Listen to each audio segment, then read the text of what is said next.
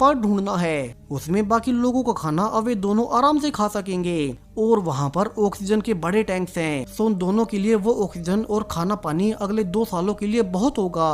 अब एंडी भी ड्वेन की मदद करने के लिए उसकी डिवाइसेस को सेट करने लगता है और अब जैसे ही वो मुड़ा ही था कि उसके पीछे से अब एक क्रीचर आकर ड्वेन को उठा ले गया और एंडी पलट कर देखता है कि अब ड्वेन वहाँ नहीं था। एंडी को लगता है कि ड्वेन उसे अपनी ऑक्सीजन नहीं देना चाहता होगा और वो स्पेसशिप का मेन हिस्सा ढूंढने के लिए अकेला ही निकल गया। सो पृथ्वी पर हेल्प का मैसेज भेजने के बाद एंडी ड्वेन की बची हुई गन ले लेता है और एआई उसे कहती है कि उसके ऑक्सीजन लेवल नीचे जा रहे हैं और उसे अभी ही बड़े शिप के हिस्से तक जाकर ऑक्सीजन ढूंढनी होगी। अब एंडी जल्दी से आगे बढ़ते हुए लगातार रेडियो से चेक भी किया जा रहा था कि कोई और सर्वाइवर उसे बचा हुआ मिल ही जाए और एंडी रियलाइज करता है कि वो अभी असल में एक बड़ी चट्टान के ऊपर मौजूद है और वो स्पेसशिप का मेन हिस्सा उसे बहुत दूर पड़ा था। एंडी अपनी फैमिली को याद करने लगता है कि शायद से वो अब बच नहीं पाएगा इस वीरान ग्रह पर। अब वो क्या करे, वो बिल्कुल अकेला था कि फाइनली उसे रेडियो पर एक और सर्वाइवर की आवाज आती है।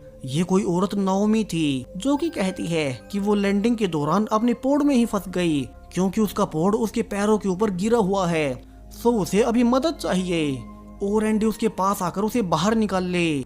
नाओमी जल्दी से एंडी को अपनी लोकेशन भेजती है और इस लोकेशन को देख एंडी का एआई उसे सजेस्ट करता है कि एंडी को वहां जाना नहीं चाहिए कि उसके स्कैन्स के अनुसार वो एरिया अनस्टेबल हो सकता है। इसके बजाय एंडी को स्पेसशिप के मेन हिस्से तक जाना चाहिए क्योंकि उसकी ऑक्सीजन वैसे ही कम है। अब एंडी सोचने लगता है कि उसे ये रिस्क लेना भी चाहिए या नहीं और नाओमी उसे यकीन दिलाती है कि उसके पास बहुत सी ऑक्सीजन है और वो उसे अपना टैंक शेयर कर लेगी। फिर वे एक साथ मेन स्पेसशिप तक निकल पड़ेंगे।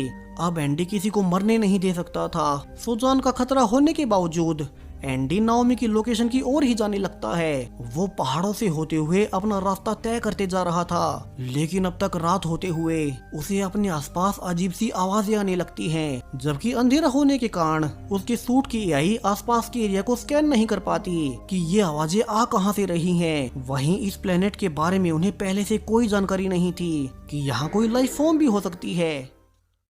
सो एंडी अब नाओमी से ही रेडियो पर बात करते हुए आगे बढ़ने लगता है और इसी दौरान अब उसे सरफेस पर बड़े बड़े छेद दिखाई देने लगते हैं और उनके सामने एक बड़ा होल था। यानी कि अब ये तो कंफर्म है कि यहाँ कोई न कोई क्रीचर रहता होगा, वरना नेचुरली ऐसे निशान कभी नहीं बन सकते। एंडी डरते हुए तेजी से आगे भागने लगता है। उसे भी नहीं पता कि यहाँ के जीव कितने खतरनाक हो सकते हैं, लेकिन अब जैसे जैसे वो आगे बढ़ रहा था उसे यहाँ के जीवन के और ज्यादा सबूत मिलने लगते हैं और एक क्रीचर के हाथ से